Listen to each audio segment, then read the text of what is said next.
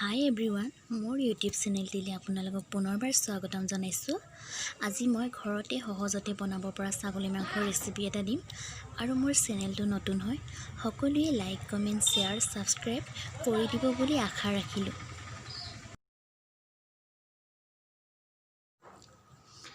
এইখিনি ছাগলী মাংস মই মেৰিনেট কৰি ল'লোঁ। আনফালে আকৌ আলু কেঁচা অকণমানো কাটি ল'লোঁ। এইফালে পিঁয়াজ কাটি ল'লোঁ মিডিয়াম চাইজৰ 3টা।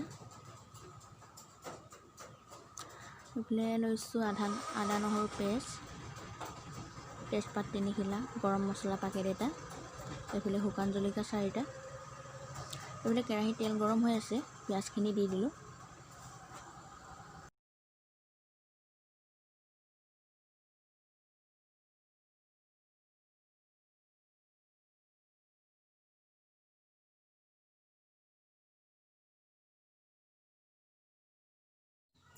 আৰু ইয়াত মই তেজপাত কেইখিলা আৰু শুকান জলকীয়া কেইটাও দি দিলোঁ।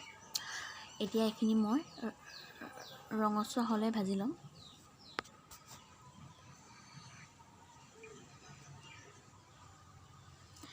এইখিনি ৰঙচুৱা হ'ল। এতিয়া ইয়াত মই আদা নহৰু পেষ্টটো দি দিলোঁ।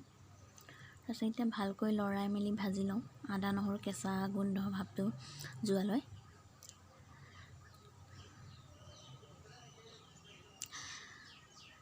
তাৰপিছত ইয়াত মই মছলাখিনি দি দিলোঁ। মছলাখিনি ভাজাৰ পাছৰ টুকুৰাটো বিচাৰি নাপালোঁ। মছলাখিনি ভালকৈ ভাজি ল'ব। তাৰপাছত দি দিব মাংসখিনি ভাজি ল'ব ভালকৈ। মাংসখিনি ভাজি থাকিব।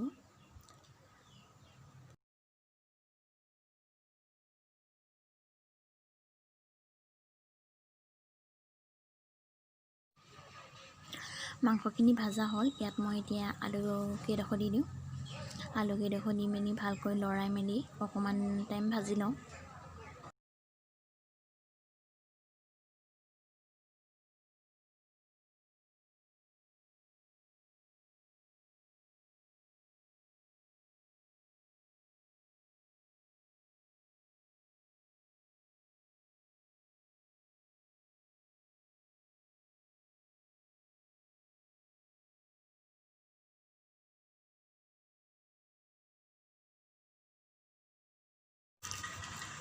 এইখিনি মই লৰাই ভাজি ল'লোঁ।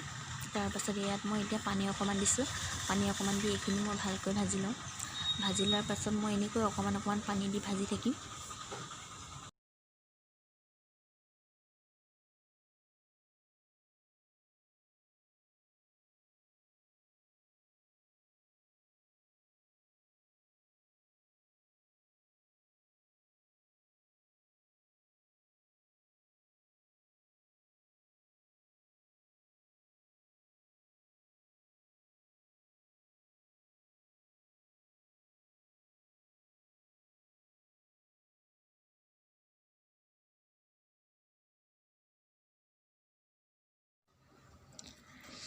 এনেকৈ মই ভাজি ল'লোঁ।